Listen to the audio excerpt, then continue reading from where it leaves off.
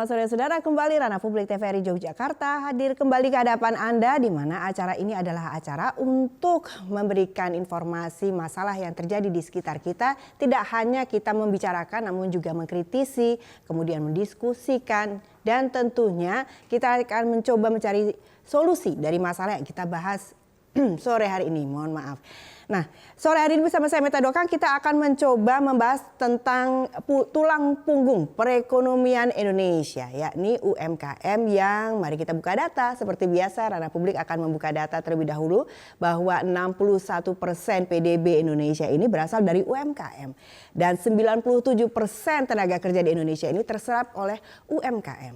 Namun apakah UMKM ini landai saja masalahnya? Ternyata tidak. Dari masalah COVID-19 lalu kita masih tersisa ada masalah tentang restrukturisasi hutang yang sampai saat ini belum berpihak kepada pemilik UMKM dan masih akan dicari solusinya.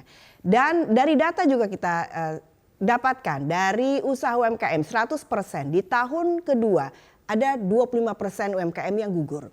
Di tahun keempat atau kelima ada 45% UMKM yang gugur. Di 10 tahun kemudian ada 65% UMKM yang gugur, berarti yang selamat 10 tahun adalah 35%. Bagaimanakah mereka harus kuat untuk perekonomian Indonesia? Kita bahas di Ranah Publik kali ini bersama narasumber yang telah hadir di studio.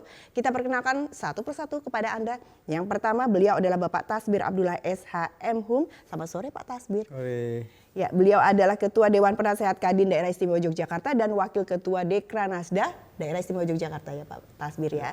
Dan berikutnya beliau adalah, selamat sore Mbak Dia. Selamat sore. Ya, Mbak Dia ini adalah CEO Ngelarisi UMKM Jogja. Nanti kita tanya itu apa. Dan selanjutnya selamat sore Mas Dwi. Dwi. Iya. Selamat sore. Ya, beliau adalah owner Gubuk Rempah. Kita akan coba bagaimana menggali usahanya, sudah berapa tahun, bagaimana tantangannya. Tapi kita akan coba tanyakan dulu. Perekonomian kita seperti apa? Keadaan perekonomian kita seperti apa? Pada saat ini Pak Tasbir, kita ada perlambatan ekonomi ini katanya Pak Tasbir. Terus bagaimana situasinya kita ini Pak?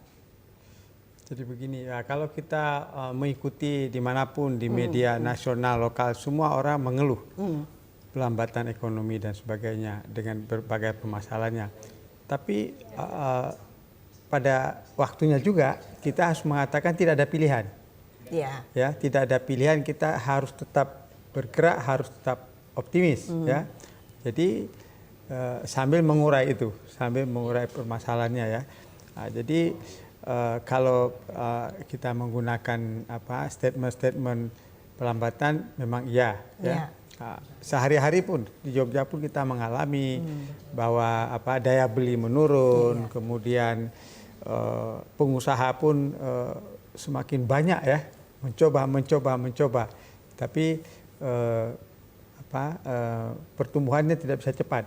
Nah, ini kondisi ini kalau tidak didukung dengan semangat dan optimisme, jadi memang bisa frustrasi mungkin ya.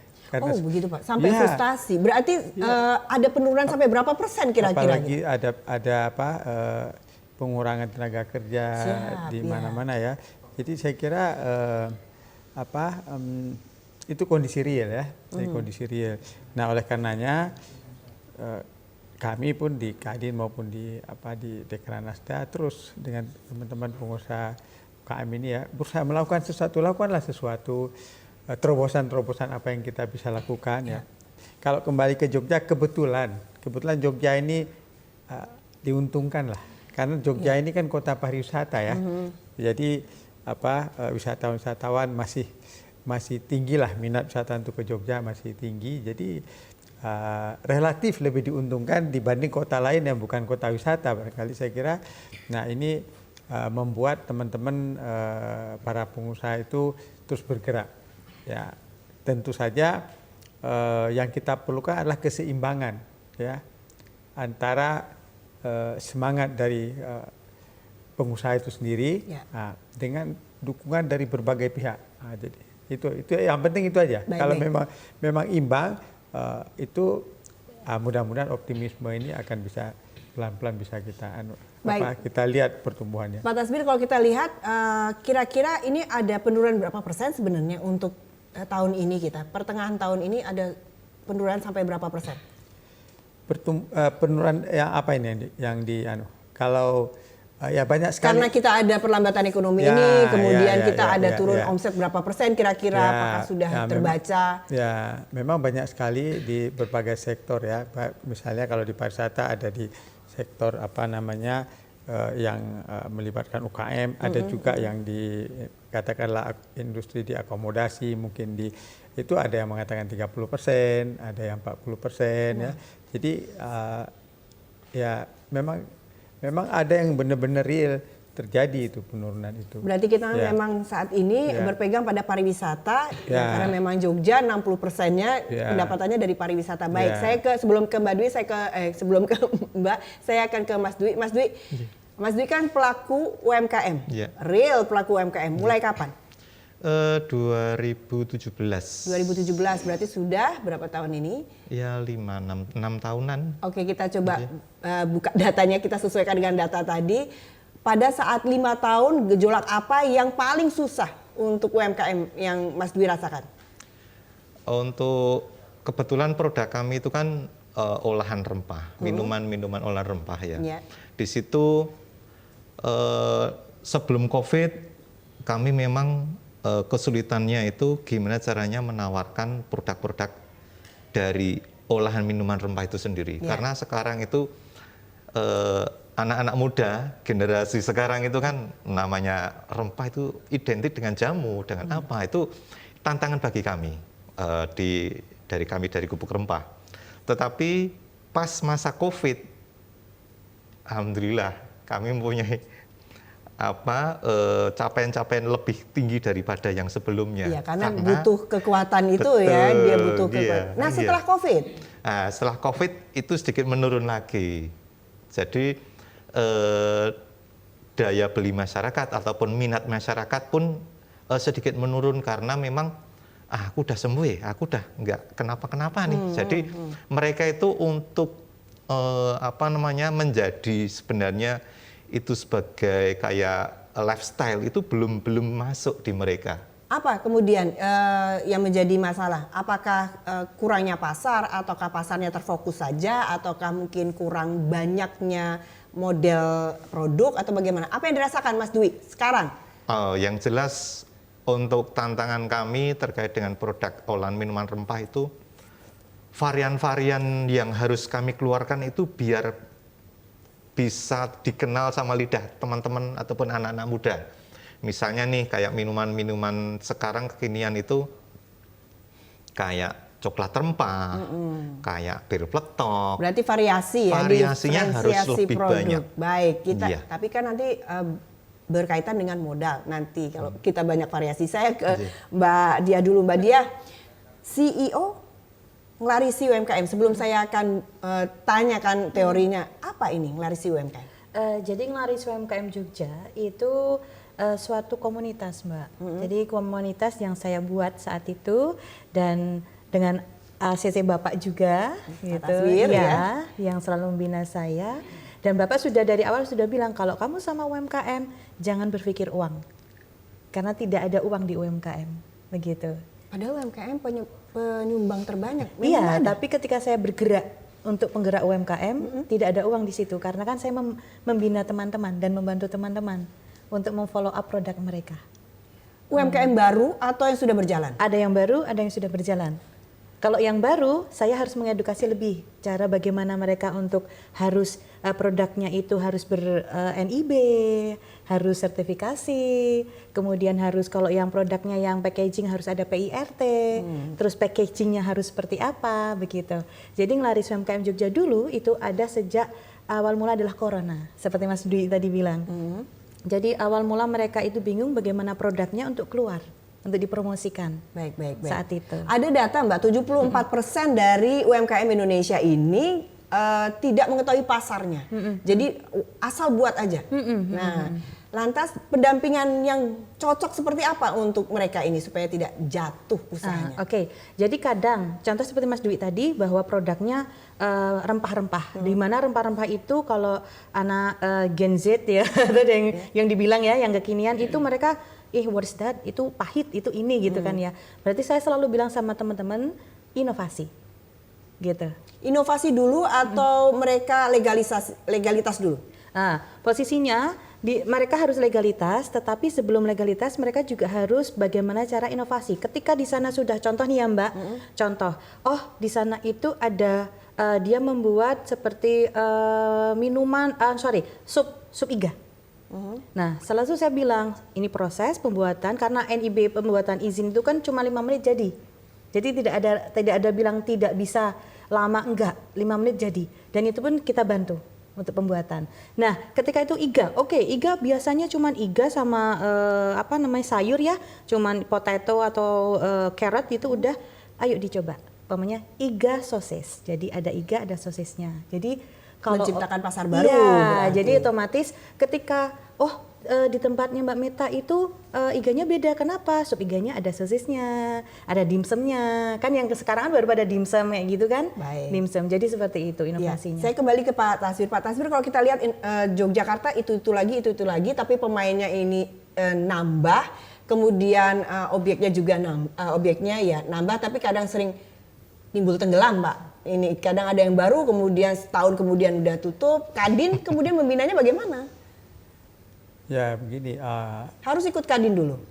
Nah, artinya Kadin ini kan memang partnernya pemerintah ya. Ya, kalau tadi ada terkait juga dengan program-program pemerintah ya, program strategis pemerintah. Nah, Kadin lah partnernya. Jadi Kadin itu membina, mengarahkan, mengkomunikasikan, menjadi penengah kalau ada persoalan-persoalan yang di antara pengusaha itu kan, yaitu tentu saja Kadin mengurus yang memang usaha yang memang benar gitu loh ya. Jadi benar maksudnya yang kenal-kenal aja atau yang baru-baru kecil-kecil nggak diurus, Pak? Enggak, artinya kan mereka ada asosiasi. Nah, kita lebih dalam asosiasi. Jadi kalau mereka asosiasi itu kan lebih enak kita membina ya kan. Baik. Jadi bukan satu persatu kan ada puluhan ribu itu kan. Nah, jadi kita lebih dengan asosiasi itu akan lebih efektif.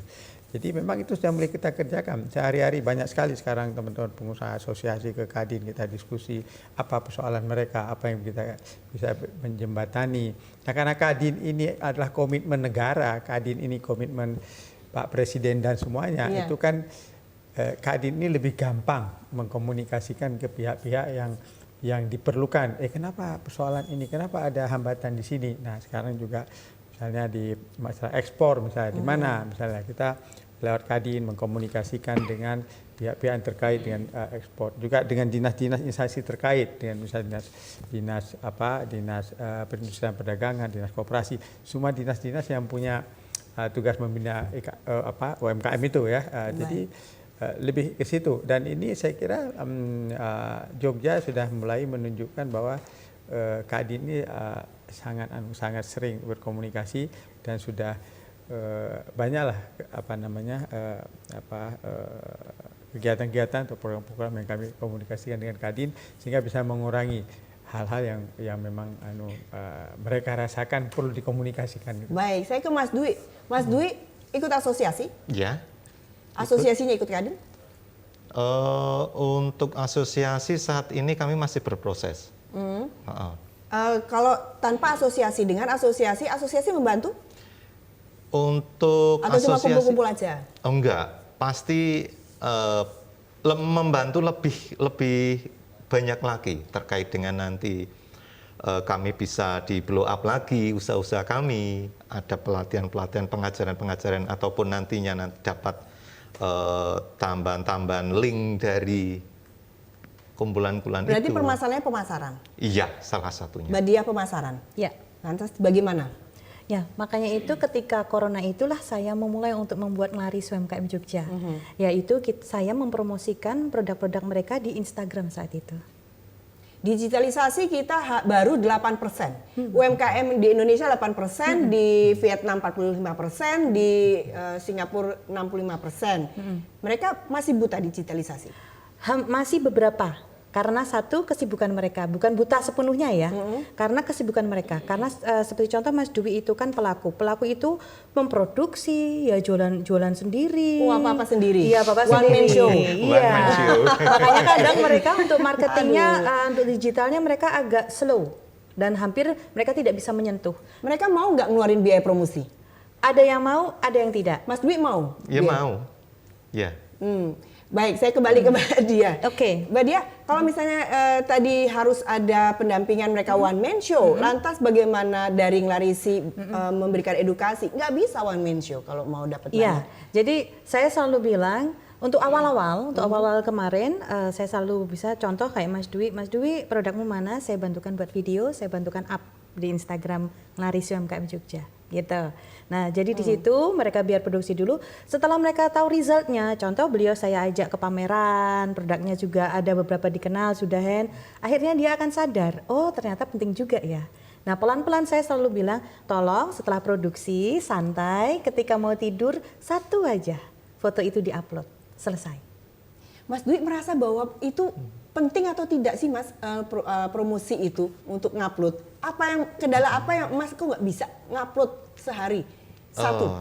Yang jelas kalau saya sendiri kan sebagai produsen ya, jadi fokus ke produksi itu sendiri. Istilahnya nggak ada biaya buat promosi kah atau bagaimana? Apa takut kemahalan?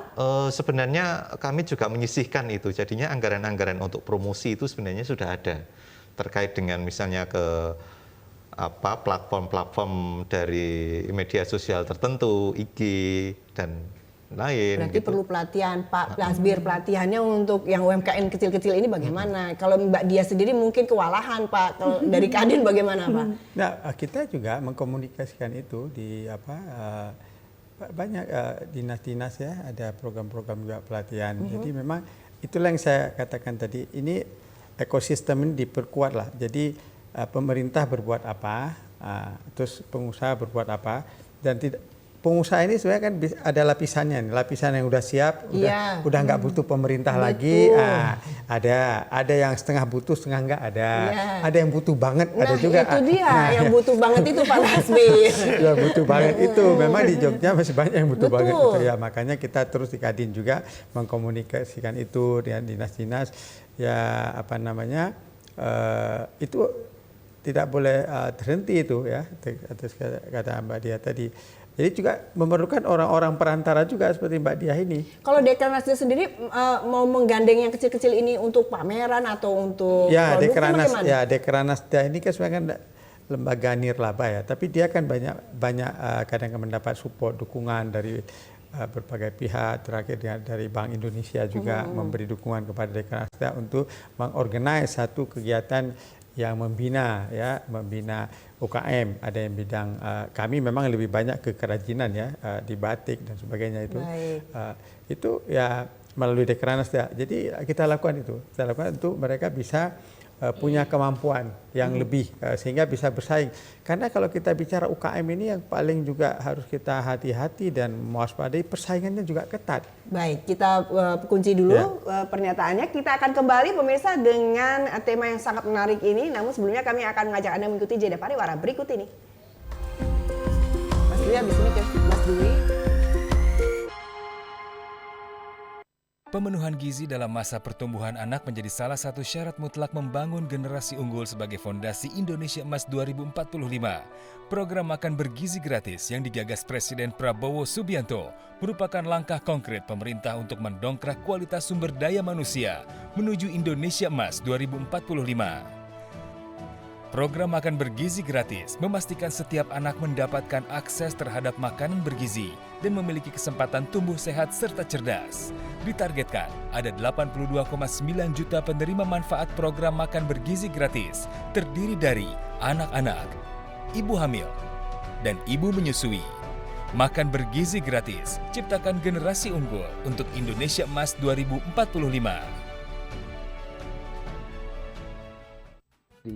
bahwa di layar TV anak-anak acara kita hari ini menggambar burung. Nah ini tertarik kemari, kakinya begini.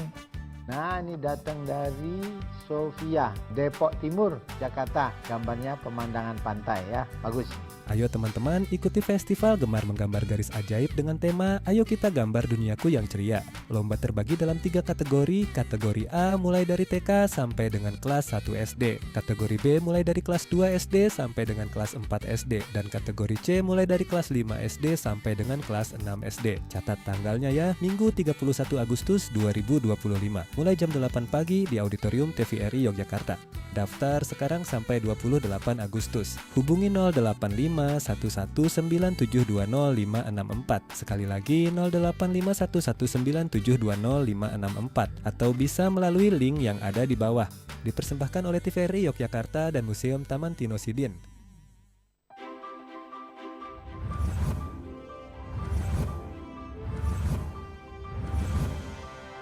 Dalam rangka HUT ke-60 TVRI Yogyakarta, siap-siap bergoyang bareng di acara spesial Goyang Asyik. Bersama Woro Widowati, Rina Aditama, Elinda, Bimas Tejo, Bangkit Yuyudono, dan penampilan spesial Jatilan Progresif. Dipandu oleh Aryo Bagus, Ninda Vilas Putri, dan Rius Rundeng. Dimeriahkan oleh musik dari Aldabra Band. Langsung dari halaman TVRI Yogyakarta, Sabtu 30 Agustus 2025, pukul 19 waktu Indonesia Barat. Jangan sampai ketinggalan, hiburan seru, musik heboh hanya di TVRI Yogyakarta.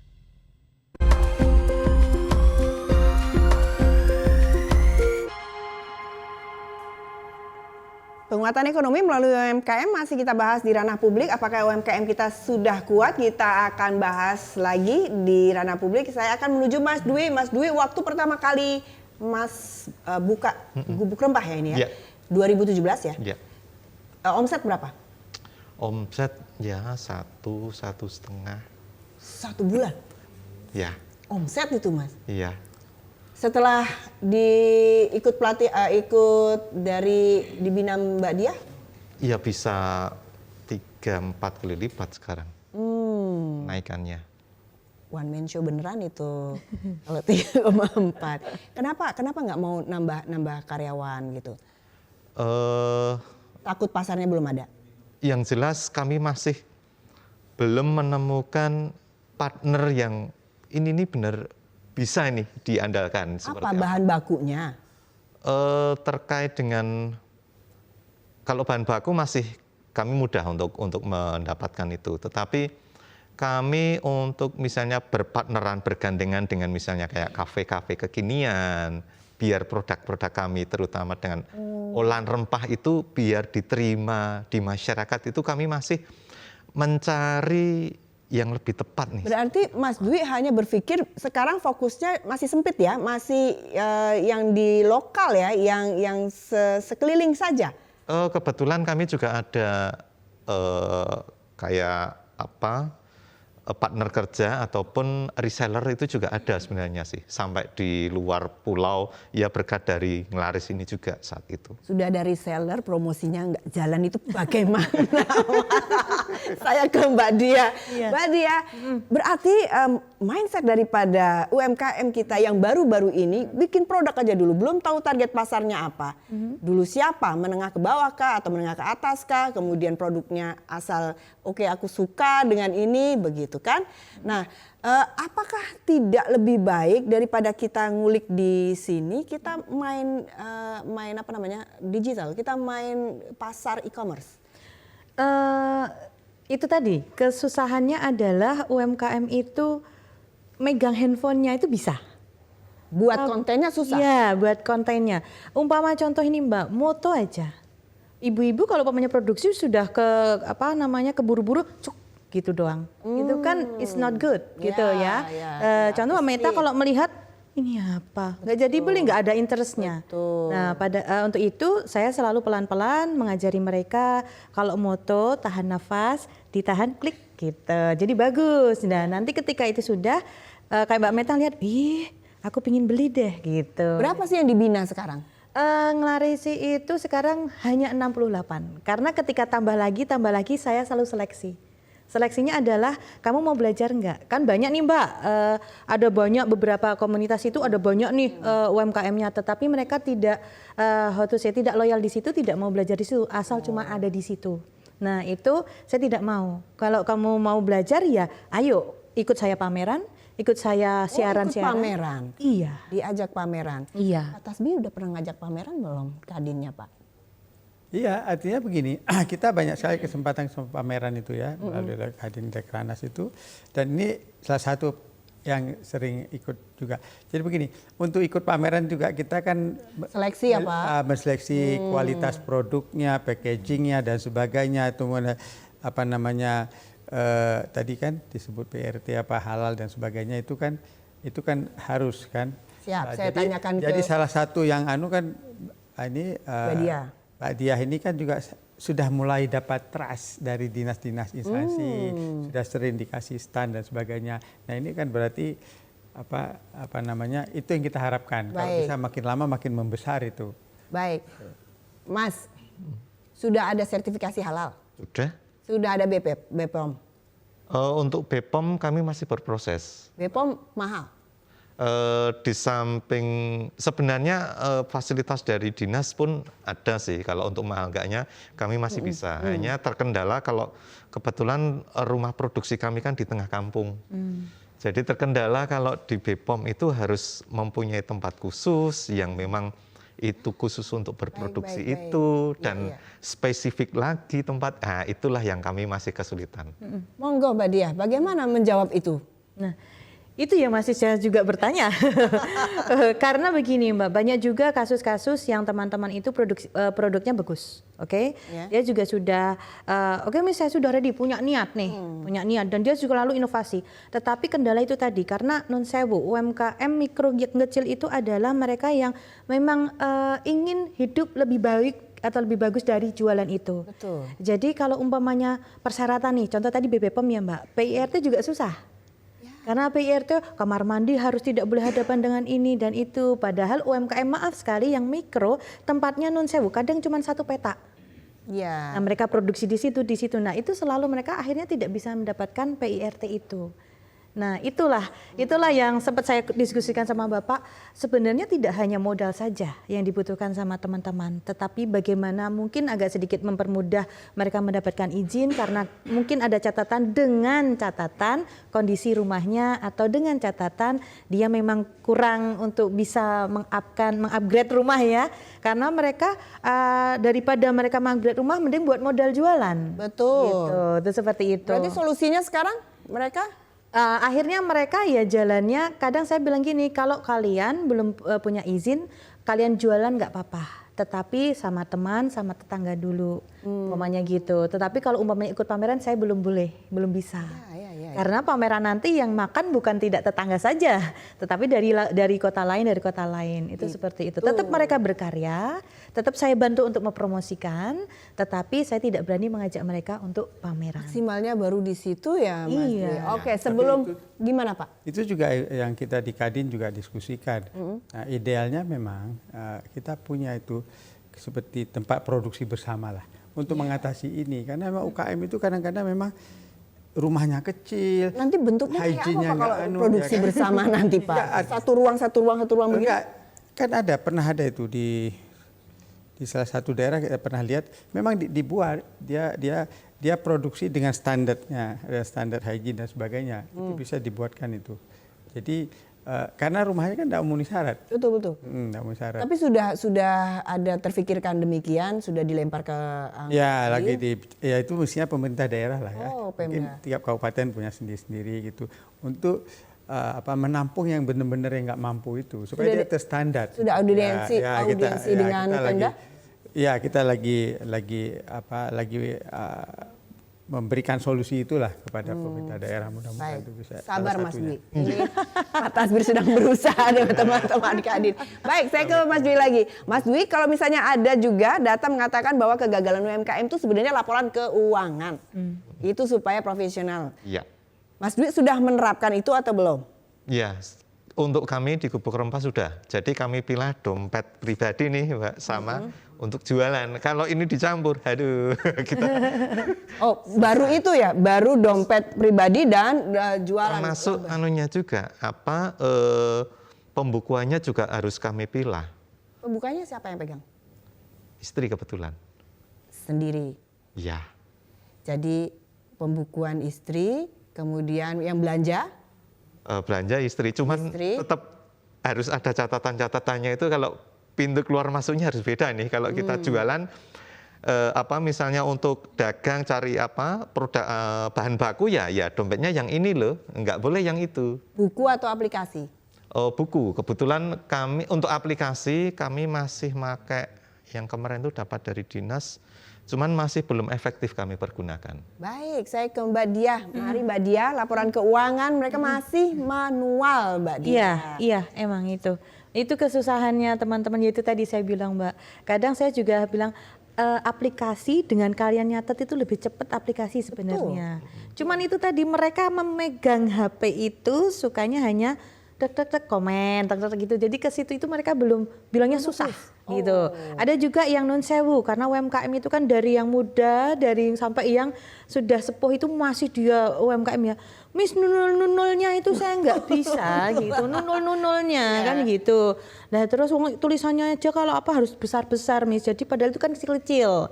Jadi dia nggak bisa di situ. Akhirnya tetap nulis Mbak. Gitu. Oke, ada nggak kalau misalnya Pak Tasbih tadi mengatakan bahwa nanti ada usulan dari Kadin, ada rumah untuk produksi. Rumah untuk akuntansi mungkin ada apa tidak itu Mbak? Itu. Atau jasa untuk mereka nirlaba dulu lah gitu. Kalau yang seperti tadi Pak Tasbih bilang itu menurut saya bagus. Jadi tapi mungkin harus diidentifikasi dulu. Ini UMKM-nya benar-benar mikro dan atau non sewu, maaf mereka kurang mampu benar atau tidak. Karena kan kadang itu sekarang dia bilang UMKM padahal dia udah IKM. Gitu loh Mbak. Kadang banyak seperti itu. Banyak seperti itu. Jadi kadang itu mungkin kadang dinas keperucut ya bahasa Jawanya ya, keperucut gitu. Jadi sebenarnya dia ada IKM tetapi dia masih UMKM. Jadi fasilitas-fasilitas yang sebenarnya UMKM yang diberikan untuk yang masih memang benar-benar mereka butuh, itu mereka masih dapat. Oh, stop dulu. Pak Tasbih, itu kenapa masih bisa bocor seperti itu, Pak? Ya memang ya itu kan perilaku manusia. Manusia itu kalau bisa yang dapat yang gratis kenapa harus bayar gitu kan? Nggak ada sanksi Pak untuk itu Pak. Jadi kasiannya kayak Mas Dwi Pak. Kalau kita kenal misalnya pengusaha sekian pengusaha kan banyak itu, Pak kapan ada pameran gratis Pak? Berarti dia mampu itu, tapi memang senangnya cari yang gratisan ada gitu kan. Tapi kalau cari orang yang benar-benar fair gitu, saya udah bisa biaya sendiri. Biar yang bawah-bawah aja yang dibantu. Misalnya gitu, kan pemerintah suka itu ya. Tapi kadang-kadang sedikit Pak, saya juga suka yang gratisan. Itu kan kondisinya mampu. Tapi memang harus selektif, Mak. Artinya kalaupun kita beri, kita memang lihat riwayatnya, lihat kualitas produknya, benar-benar dia nggak mampu. Ya pemerintah lebih ke situlah. Ya kalau yang sudah naik kelas ya biar terus diupayakan jangan lagi terlalu terikat dengan jadi sampai seperti di Kadin kan kita beberapa kali juga sampai ini kita bicara yang udah naik kelas misalnya kan, kita bicara di Kadin juga mengkomunikasikan dengan pembeli-pembeli dari luar negeri terhadap produk kita, siapa yang mampu ekspor, pelatihan ekspor itu kita dorong terus. Karena kalau dulu ekspor ini kan ilmu orang tertentu, kayaknya kalau bukan pengusaha besar nggak ngerti apa itu ekspor, gimana prosedurnya. Sekarang ilmu ekspor kita kasih ke UKM supaya dia knowledge-nya itu jangan ada gap lagi. Nah, kalau dulu kan hanya perusahaan besar yang ngerti cara ekspor, orang gitu. Padahal bisa diajarin itu. Sekarang sudah mulai. Saya sudah banyak yang berani, walaupun negara-negara tetangga dekat-dekat gitu kan. Kawan-kawan saya juga ada banyak kirim barang ke negara-negara tetangga. Sudah kecil-kecilan sudah berani sekarang ekspor itu. Jadi ilmu itu sudah dibuka gitu. Jangan lagi kita harus ilmu gitu ya. Gitu kira-kira. Baik, itu salah satu upaya kita untuk mempercepat ya, bahwa pasar ini tidak hanya di dalam tapi di luar juga.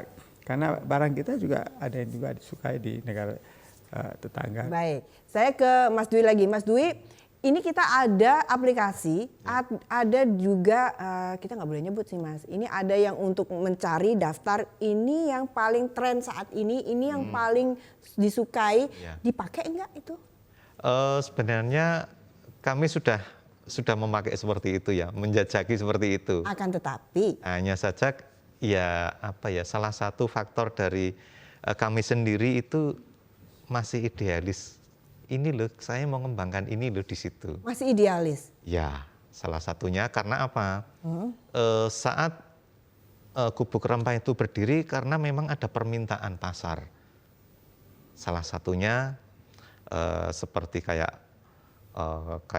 kedai tapi butuh olahan minuman lokal. Itu seperti apa toh? Nah, dari situ kok minta ke saya. Kebetulan memang di 2017 munculnya Gubuk Rempah, salah satunya permintaan itu. Kalau sekarang ada libur Nataru, ada libur Lebaran, ada libur panjang anak-anak, apakah berefek di Gubuk Rempah? Iya, kebetulan kami lewat dari Nglarisi ini sudah dapat jejaring lagi, misalnya kayak toko-toko oleh-oleh, terus pengembangan itu bisa membantu kami untuk mempromosikan maupun menjualkan produk-produk dari kami. Ya alhamdulillah, ini kalau masa-masa liburan itu kami berasa. Kalau masa tidak liburan seperti sekarang, Ya itu otomatis ordernya akan lebih berasa ya. Lebih berasa dalam. seperti itulah. Ke Mbak Dia. Mbak Dia, kita banyak yang mengatakan sayang sekali kenapa para UMKM kita itu lebih tidak mencari tools itu ya, yang sering laku yang mana, ya memegang idealis itu. Iya. Apakah memegang idealis itu menguntungkan? Itu kalau memegang idealis ya kadang lakinya ya Mbak. Kadang aku pegang ini kayak Mas Dwi, aku ini ternyata dia memang lakinya di situ. Jadi bahasanya mereka nanti pasti aku beruntung, nanti pasti ini. Jadi mantep mereka sendiri kayak gitu. Keyakinannya. Iya, kayak gitu. Contoh ini Mbak, ada yang membuat makanan balungan apa itu Mas, dari singkong itu loh Mbak. Ya. Nah, dia bilang gitu. Tetapi ternyata itu tidak seperti yang dia ekspektasikan, bahwa ini makanan jadul pasti nanti banyak yang makan kayak gitu, banyak yang butuh oleh-oleh. Nah ternyata enggak. Akhirnya untuk mengisi yang tadi bilang kalau tidak pas waktu ini ya, waktu liburan, otomatis kan ini enggak banyak nih, gitu kan untuk pendapatannya. Akhirnya dia nambah nih soto. Itu kan gregetnya dia jadinya. Iya. Gitu. Malah Jadi keinginan dia kan soto gitu. Dan makanya saya bilang, kamu yakin soto? Iya, tetapi makanan itu jangan ditinggalkan. Gitu, tetap harus jalan gitu. Nambah biaya dong, nambah modal. Nah, jadi begini Mbak, ketika ini berjalan, ini baru mingslep ya bahasa saya, dia kan bagaimana dong cara mengisinya? Akhirnya dia mencoba pastikan dia menyisikan uang untuk pembuatan soto. Soto kan setiap hari orang makan. Kalau orang makan, kalau orang enggak, kan persaingannya banyak Mbak. Ya, makanya saya selalu bilang diinovasi. Sotomu pakai apa? Yang beda di situ, gitu. Orang di pasar kita ini coba-cobanya tinggi. Setelah dia tahu dia nggak akan balik. Nah, tantangannya bagaimana itu? Nah, selalu saya bilang dipastikan dulu kalau kamu yakin itu tadi, kalau kamu memang yakin, jadi makanannya atau sotomu harus satu. Rasanya, penampilannya, kayak gitu. Kalau kita bilang packaging, yaitu kalau soto otomatis ini ya Mbak, topping, apanya itu bagaimana. Berarti pangsa pasarnya yang mau belajar itu pakai pangsa pasar ya? Ya. Saya ini muda atau umur ke atas? Itu muda umur ke atas, tapi bukan ke anak ya. Jadi sekitaran remaja gitu ya, kampus-kampus sampai ke ini ya, ke kayak petaspir gitu ya. Yang mau belajar. Iya, Oh, ada juga yang usianya. Ya masa usianya kayak Bapak itu malah ada yang begini Mbak, sampai dia ngurus BP POM juga. Masih oke dia. Baik. Salah satu kendalanya sekarang UMKM adalah pedagang besar. Saya ke Pak Dwi. Pak Dwi, kalau misalnya mau mengatakan ada minuman kesehatan, sekarang banyak sekali. Kita ada aplikasi media sosial, sebutlah TikTok, IG dan segala macam itu. Mereka juga jual. Bagaimana? Masih percaya bahwa akan bisa bertahan di tahun ini? Untuk itu sebenarnya kan kami optimis sekali karena kebetulan dari Gubuk Rempah itu memang di awalnya itu kami identitas kami itu peracik. Peracik itu, identitas peracik itu meracik apapun yang diminta oleh pasar. Misalnya nih, pasar membuat ini bisa nggak seperti ini, itu. Bisa, kami bikin seperti ini. Kita potong dulu karena kita akan mendengarkan kumandang azan maghrib bagi daerah istimewa Yogyakarta dan sekitarnya. Allahu Akbar, Allahu Akbar. Allahu Akbar, Allahu Akbar. Asyhadu an la ilaha illallah.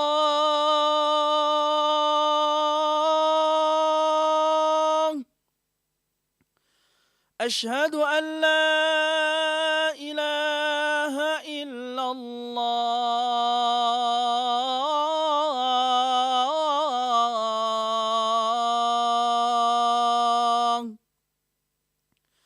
Asyhadu anna Muhammadar Rasulullah. Asyhadu anna Muhammadar Rasulullah. Hayya 'ala salah.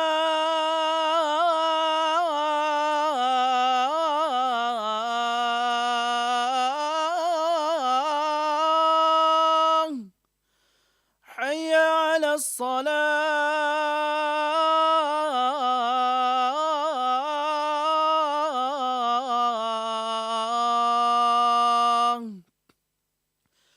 Hayya 'alal falah.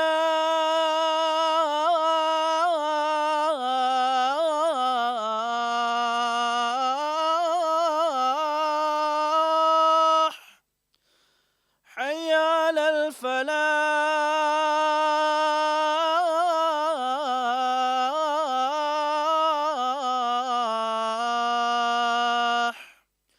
Allahu Akbar, Allahu Akbar.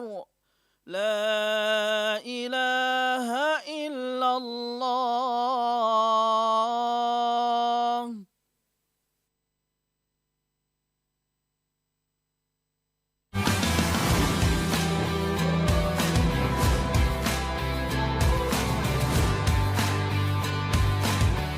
Hai, runner muda Jogja, ikuti TVRI Jogja Fun Run 2025. Jangan lupa catat, Minggu 21 September 2025, flag off jam 5.45 pagi WIB.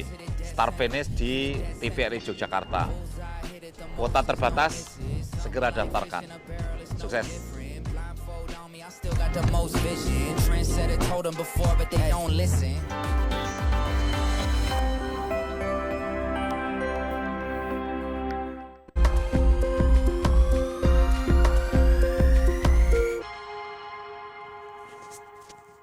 Terima kasih Anda masih bersama kami di Ranah Publik. Kami mengucapkan selamat menunaikan ibadah sholat maghrib bagi Anda yang menjalankannya. Penguatan UMKM kita bahas di Ranah Publik kali ini. Kami akan menyambung Mas Dwi, tadi kita sempat terputus, silakan. Jadi gini, terkait dengan sekarang itu banyak platform-platform yang juga meng-up ya produk-produk mereka terkait dengan kemiripan-kemiripan dari produk kami, tetapi kami tetap optimis kok. Kami itu tetap mempunyai inovasi yang lebih dari mereka yang jual. Saya coba kejar ya Mas ya. Kalau optimis, ada tahun-tahunnya dong. Ini tahun pertama, tahun kini saya harus apa. Nah sekarang saya akan kejar. Habis ini Mas Dwi mau apa lagi? Habis ini setelah kami itu mempunyai produk-produk yang instan, yang istilahnya minuman rempah instan, itu nanti kami akan membuat Simplesia, jadi minuman kesehatan, istilahnya itu non gula, dan itu nanti bisa diolah ataupun dinikmati oleh masyarakat yang sekarang ini notabene banyak yang aduh ini kalau udah pakai gula ini udah pusing ini. Baik. Nah, ini nih. Kenapa Mas Dwi memilih variasi dulu, tidak memaksimalkan kuantitasnya? Kalau untuk kuantitas kami terutama produk dari Gubuk Rempah itu karena memang masih banyak yang menggunakan itu loh Mbak, apa gula atau apalah yang Berarti langsung pindah. Ini dikurangi, pindah Iya, ke yang ini. Iya, karena memang pasar sudah memanggil istilahnya. Tapi belum. Seperti ini ada 1, 2, 3 item yang sudah kita luncurkan. Baik, sehat bisa, aduh saya jadi bisakah atau sehatkah seperti itu? Tidak memaksimalkan dulu tapi langsung pindah. Meskipun ini nanti tidak ditinggalkan kan produk A-nya ini. Nah, karena dia mengikuti pasar meminta tadi Mbak. Memang ada salah satu kuncinya. Atau bahasanya adalah trennya gitu. Jadi umpama produkmu kayak Mas Dwi rempah. Baik. Tapi trennya kan setiap tahun berbeda-beda Mbak. Berarti mereka harus ikut tren terus. Makanya saya bilang inovasi itu terus harus. Yang tadinya adalah basreng sekarang kalau cuma basreng doang yang suka mungkin nggak banyak. Kalau nggak ada rasa gitu. Tapi mungkin kayak anak muda, aduh kok nggak gini ya, pasti sekarang sukanya apa yang hot. Betul. Nah akhirnya dia berinovasi basrengnya yang pedas. Nah pedas itu macam-macam, pakai bubuk atau pedasnya pakai ulekan cabai itu terus dijadiin satu, atau pakai gula pakai cabai kan kayak gitu Mbak. Jadi memang harus pindah. Waduh ini kalau kayak gini kayak Mas Dwi ini kayak gini, aduh nanti pasti nggak bisa ini nutup nih gitu. Berarti saya harus apa? Oh ngikutin, oh sekarang ngikutin. Oh sekarang tanpa gula itu dihindari banyak nih. Apalagi yang sudah berumur nih gitu, pengen minum tapi kok takut gitu. Jadi seperti itu Mbak. Berarti mereka ini ngejar tren, tapi yang satu seperti pembukuan, kemudian juga promosi itu tetap saja stagnan. Iya. Kebanyakan loh ya, apalagi yang mereka masih palu gada tadi. Kayak palu gada ya apa aja dilaku. Baik, itu belum konsentrasi. Ada juga itu lemah nggak seperti itu? Yang kayak gitu ya ada lemahnya Mbak. Contoh ketika ada umpamanya award dalam dinas-dinas itu kan ada Mbak kayak award UMKM prestasi. Di mana nanti UMKM prestasi biasanya terus kemudian dapat dana binaan, umpamanya kayak gitu loh Mbak. Nah bagi mereka-mereka yang keuangannya belum rapi, belum itu, padahal produknya udah oke, anunya oke nggak bisa. Gitu. Mas Dwi pernah nggak ada pemikiran bahwa produk saya apabila dipakai di satu dinas, katakanlah dinasnya pariwisata aja ya Pak Dasbir, tiap Jumat diminum itu bisa daripada Jumat berkah kemana-mana mendingan ngelarisi saya lah gitu. Ada keinginan seperti itu nggak? Ya ada juga. Ayo Pak Tasbir, ada loh keinginan seperti itu Pak Tasbir. Iya. Jadi kita nggak usah mikir yang kemana-mana, tapi kita dulu yang pakai Pak Tasbir. Itu bisa gede. Bagaimana menurut ide saya Pak Tasbir? Bagus. Ini benar. Jadi memang harus kita harus, saya sepakat itu. Kita harus menggerakkan bareng-bareng lah ya. Semua pihak itu menggerakkan bersama-sama. Memang beberapa kali sudah ada banyak instansi pemerintah daerah, mungkin BUMN, BUMD juga sudah melakukan itu ya. Bahkan di Kepatihan sendiri tiap hari Jumat itu ada seperti di pasar Jumat, hari Jumat macam-macam jualan di situ kan dengan harga yang relatif lebih rendah. Dari dinas-dinas terkait produknya dibawa ke situ.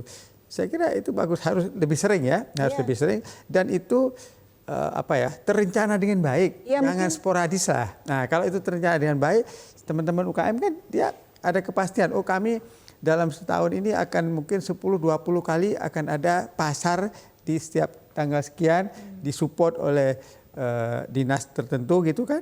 Ya, ini saya kira bagus, ide bagus. Tapi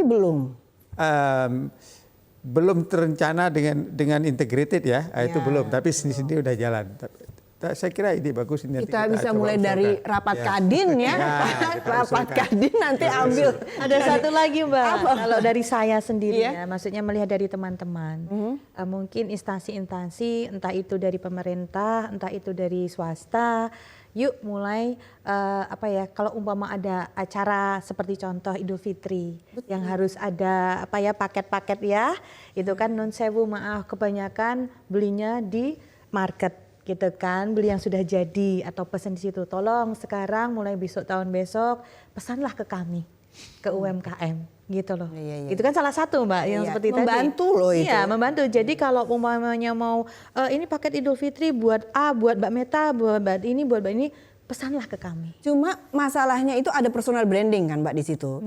Jadi satu produk itu kalau kita mau kasih ke orang pasti kita ingin menghargai orang tersebut. Jadi itu nanti jadi bentuknya banyak Mbak. Kayak kemarin kita buat satu packing begitu, ada punya Mas Dwi, ada punya bawang, ada punya kacang, ada punya kekris, apa-apa banyak di situ. kurang promosi mungkin? Bukan kurang promosi Mbak. Tapi Kurang dikenal luas mungkin? Bukan, karena kadang kita maju proposal, pemanya ke pemerintah atau ke instansi, maaf kami sudah ada. Pak tasbir lagi Pak. Nah, ini sebenarnya pernah kita diskusikan. Jadi maksud saya ini satu poin di situ bahwa kalau saya UKM, saya punya barang. Betul. Barang ini saya jual 100 rupiah. Ya. Ya, kalau saya bisa direct ke market, saya bisa jualan langsung. Orang akan beli 100 rupiah. Tapi kalau barang ini saya titipkan ke pihak lain, saya kan cuma dapat 70 atau 60. 30 sudah ke perantara ini. Seperti reseller itu ya. Artinya dalam kondisi tertentu kan banyak UKM itu kan nggak punya outlet, nggak punya apa-apa, ya mensuplai terus. Tapi kadang-kadang ada, ini nggak semua ya, ada ketimpangan. Apa ketimpangannya Pak? Ketimpangan tempat dia nitip barang ini ngambilnya terlalu tinggi. Konsinyasi. Dia kan ngeluh. Baik. Potongannya terlalu tinggi. Nah, dia ngeluh. Jangan sampai kita terjadi seperti aplikasi-aplikasi luar yang terus makin banyak dia menjual produk. Adminnya itu mengerikan. Makin banyak dia menjual produk kita makin sedikit untungnya. Baik. Itu beban UKM berat. Ya, nanti kita akan lanjutkan kembali. Namun pemirsa, kami akan mengajak Anda menyaksikan atau mengikuti pariwara berikut ini.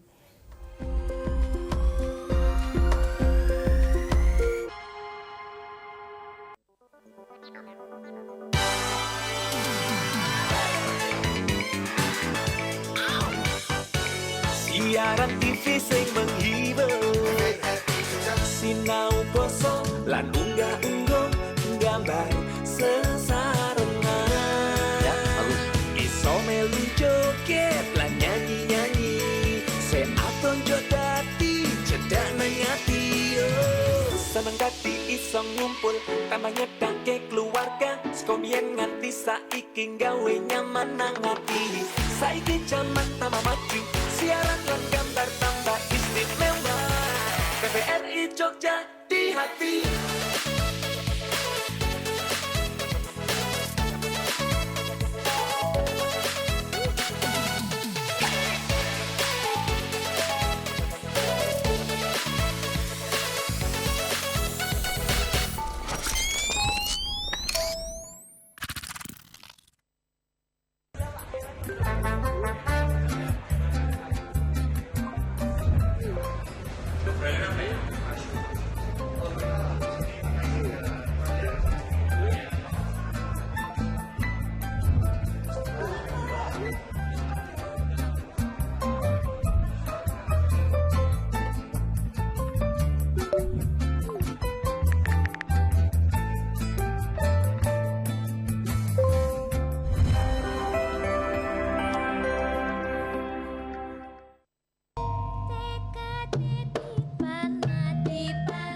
Pamirsa, remen sanget kula wonten satengahing putra-putra ingkang ugi ngremeni budaya Jawi mliginipun ing Macapat. Uga nut dawuhing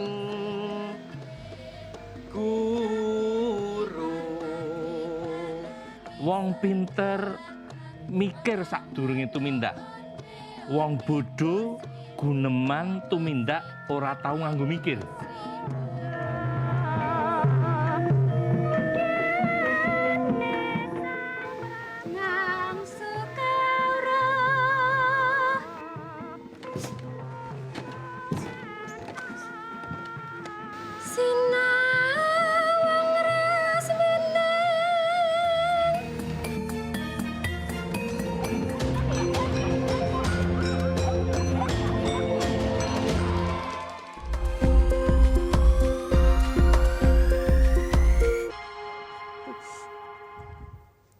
Terima kasih Anda masih bersama kami di Ranah Publik. Kita akan membahas tentang penguatan UMKM. Langsung saya ke Pak Tasbir dulu. Pak Tasbir, kalau kita lihat sekarang keberpihakan terhadap UMKM. UMKM ini kan kecil, perlu ruang, kemudian perlu untuk pemasaran. Ada nih Pak yang sudah mau gitu. Kira-kira keberpihakannya menurut Pak Tasbir sekarang mereka sudah belum ke UMKM ini? Kalau kita bicara keberpihakan kepada UMKM, itu sudah menjadi komitmen nasional dari presiden semua menteri. Betul. Sekarang banyak banget kementerian itu UMKM, judul UMKM banyak banget. Datang di Jakarta, bikin pelatihan, kasih uang, kasih modal, banyak itu. Banyak. Tapi yang kenyataannya sekarang, kemudian UMKM ini kan banyak potongan nih Pak. Nah, jadi memang ada persoalan-persoalan yang di antara pengusaha sendiri, antara pengusaha kuat dengan pengusaha yang pengusaha UMKM, kuat, pengusaha yang mungkin pemerintah belum sampai ke itu. Belum ada undang-undangnya berarti. Mungkin perlu nggak sih sebenarnya Pak mereka itu diundang-undangkan gitu, atau memang itu memang pasar bebas gitu? Seorang UMKM dia punya produk yang produknya itu kapasitas produksinya besar misalnya, tapi dia tidak jual langsung. Jualnya melalui perantara. Nah, perantara ini? Nah, makanya ini pernah tidak terkomunikasikan. Idealnya berapa persen untuk perantara ini?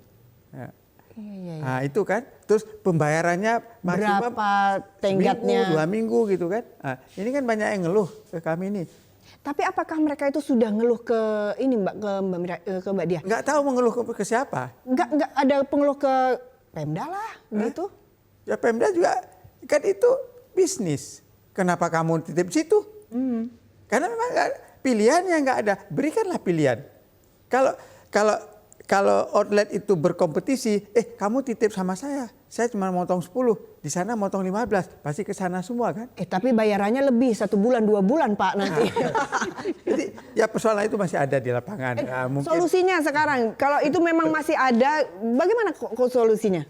Ya solusinya saya belum tahu apa pemerintah bisa ikut, paling nggak menghimbau atau gimana. Tapi salah satu yang tadi saya ingin sampaikan, mungkin outlet ini diperbanyak lah, termasuk di kabupaten kota, mungkin sehingga banyak pilihan. Kalau di sini bebannya begini, di sana lebih ringan dan sebagainya. Baik, kita ke Mbak Dia. Ini karena sudah kita di akhir, ada yang ingin disampaikan kepada pemirsa? Khususnya kepada UMKM dulu, untuk teman-teman UMKM terus berjuang dengan keadaan yang ada. Yang penting adalah komit dan juga tetap inovasi. Kemudian untuk masyarakat, yuk mari mulai untuk mencintai produk-produk dari UMKM yang ada di daerah istimewa Yogyakarta atau sekitarnya. Dan untuk pokoknya ada event apapun atau mungkin membuat event gede atau packing atau apa, atau mungkin parcel, coba untuk kami ke UMKM yang dimana produk-produk itu belum ada di luar juga. Jadi tolong untuk bantu kami di sini. Memang kami agak mahal karena ini memang membuatnya dikit-dikit dan juga biayanya juga tidak seperti dari pabrik begitu. Jadi itu aja. Mas Dwi, silakan sedikit saja, silakan. Kalau dari kami pelaku usaha, seperti tadi sedikit disinggung bahwa kami modalnya juga nggak begitu besar, kami bergulirnya juga nggak secepat dari pengusaha-pengusaha besar, tetapi apabila kami mendapat kesempatan untuk terkait dengan pembayarannya atau terkait dengan harga yang harusnya penjualannya nggak terlalu tinggi agar bisa produk itu terbeli oleh konsumen kami, itu mungkin bisa dipertimbangkan sedikit lah. Terima kasih Mas Dwi, Mbak Dia dan juga Pak Tasbir telah hadir di Ranah Publik. Semoga bermanfaat bagi kita semua. Dukung terus UMKM Yogyakarta karena UMKM ini akan mesejahterakan kita semua. Terima kasih, kita berjumpa kembali di edisi Mendetan dengan bahasan berbeda. Selamat sore, sampai jumpa.